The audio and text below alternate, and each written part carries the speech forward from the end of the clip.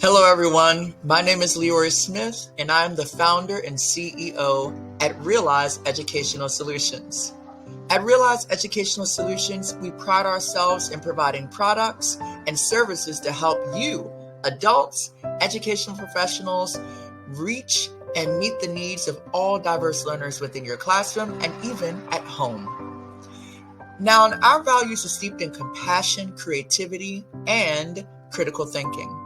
We're going to talk about compassion today for our mini lesson. The title for today's mini lesson is Compassion is Greater Than Compliance.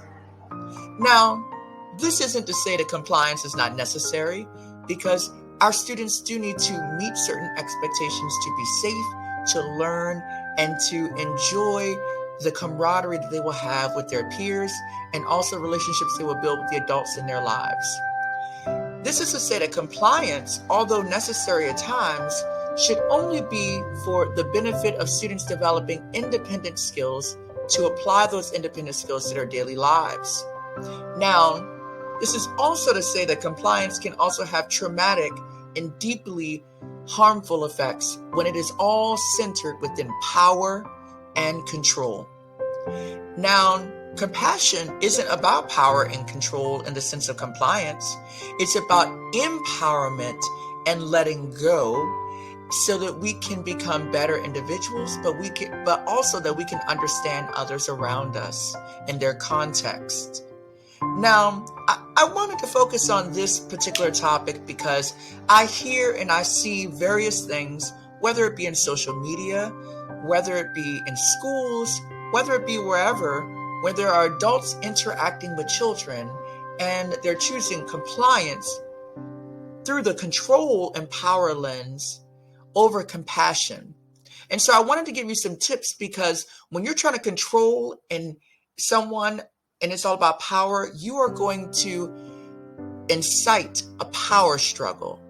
And power struggles with children can be very challenging, especially children who may have specific learning needs or social, emotional, or communication needs that include maybe being on a spectrum for autism, or having some kind of emotional disability that prevents them from communicating their emotions in a way that makes sense to you and to me and to themselves at times. So, how do we avoid these power struggles? Well, we start and end with compassion. Tip number 1 is to stop and think. I want you to stop when a student is doing something that you may not agree with, that's non-compliant. And I want you to think about, what is it in that moment that student is trying to communicate?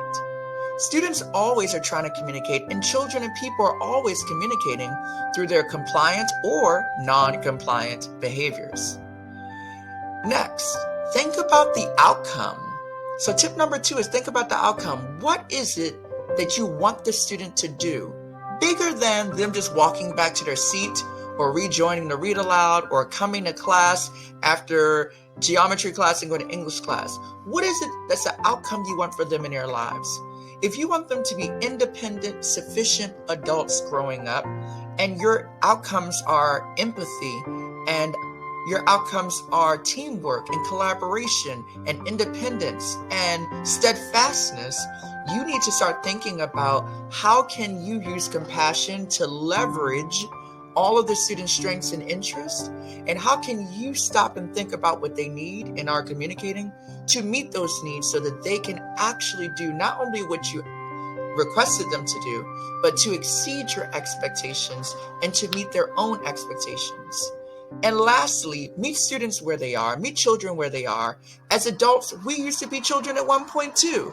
So we did things that were non-compliant. So meet them where they are. That means that some of your students may be in 10th grade, but they may act like they're in 7th grade. And developmentally, we have to meet them where they are, but also honor where they are.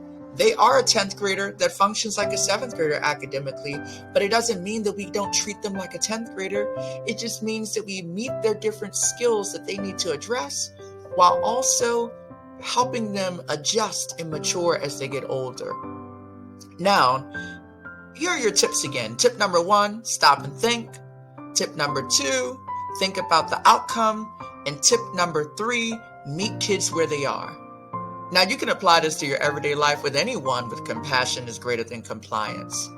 But I want you, all those listeners and viewers out there, to share an experience in your life where there was someone who was compassionate towards you. How did that make you feel?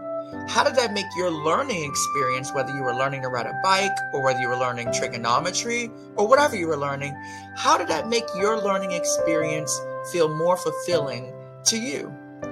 So share those things and share this video with anyone who may be an adult, who is a parent or caregiver or an education professional, who may just need a reminder that compassion is always greater than compliance.